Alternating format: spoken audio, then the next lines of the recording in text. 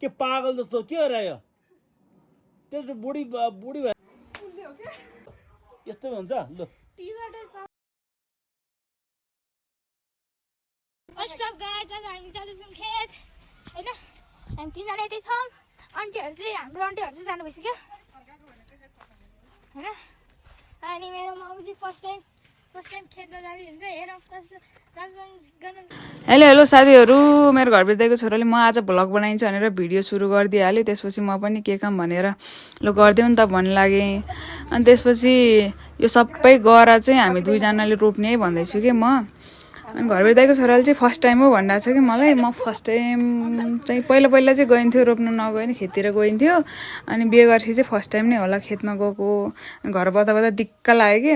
अनि म पनि काम गरिदिन्छु नि त भनेर खेततिर गइदिएँ देउरानीको खेततिर अनि गर्दै थिएँ मेरो घरबेटी दाइको छोराले त मलाई त हिलो हानेर हिलोमा यस्तो हिलले बनाइदिएँ म पनि के काम भने त्यसले हिलोमा चोपालिदिएँ अनि कामै गर्न दिएन खेलाम एकछिन खेलाम भन्न थालेँ ल खेलिदिउँ न त खेलिदिउँ रमाइलो हुन्छ बच्चाहरू नि रमाउँछन् भनेर खेलिदिनु थालेँ म पनि के काम अनि बच्चै जस्तो छु फेरि मान्छे ठुलो मात्रै हो ठुलो नि धेरै होइन फेरि बच्चै जस्तो छु अनि त्यसपछि खेल्न थालेँ कामसाम एकछिन होस् भनेर खेल्न थाल्दिएँ भिडियो चाहिँ लामै हुन्छ जस्तो है साथीहरू आज अनि रमाइलो भएको थियो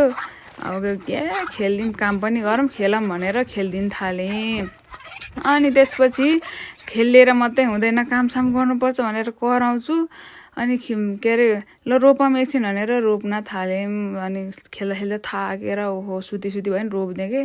अनि आँखाभरि हिलो गएर यही पानीले भयो नि धुन्छु भनेर धोएको त के को जाने यो माटे भएको पानीले अनि लज्जा त कामै गर्दैनौ तिमीहरूले भने म पनि पछार्न गएँ तिमीहरूले कति रिस उठाएको कामै गर्न नदिनु भयो छिटो भ्याएर भोक लागिसक्यो घर जानु पर्यो भनेको त कामै गर्न दिन्नन् फेरि घरबेटी दाइको छोरो मातेकोले के अरे एक बाल्टी माटो ल्याएर हान्न थाल्यो कि काम गर्नै नदिनु भयो यो केटोले त भनेर रिस उठेर तँलाई पख भनेर लहड्न गइरहेको थिएँ कि म चाहिँ अनि ल खेलिरहेको तिमीहरू म त काम गर्छु भनेर बसी काम गर्न थालेँ खेलेर मात्रै हुन्न फेरि अँधेरो हुन्छ पानी पर्छ भनेर काम पनि गर्नु पर्यो भन्छन् फेरि भिडियो बनाउन गयो कि यो भनेर भन्छन् कि फेरि काम पनि गर्न गयो यो कुरा कट्टाहरू हुन्छन् कि फेरि कतिजना मैले कामै गर्दिनँ नि ल हेर्नु न म भिडियो बनाउन गएको कि होइन लज्जा त यति माटो खोज्दै फेरि एउटीले मलाई के गर्नु हैरान भयो नि घर आएको घरबेटी दाइले गाली गर्नुभयो सुन्नु है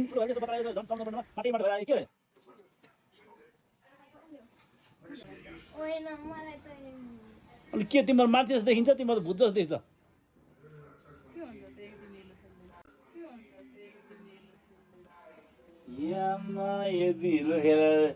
अनि हामी चाहिँ यसले गर्दा भनेर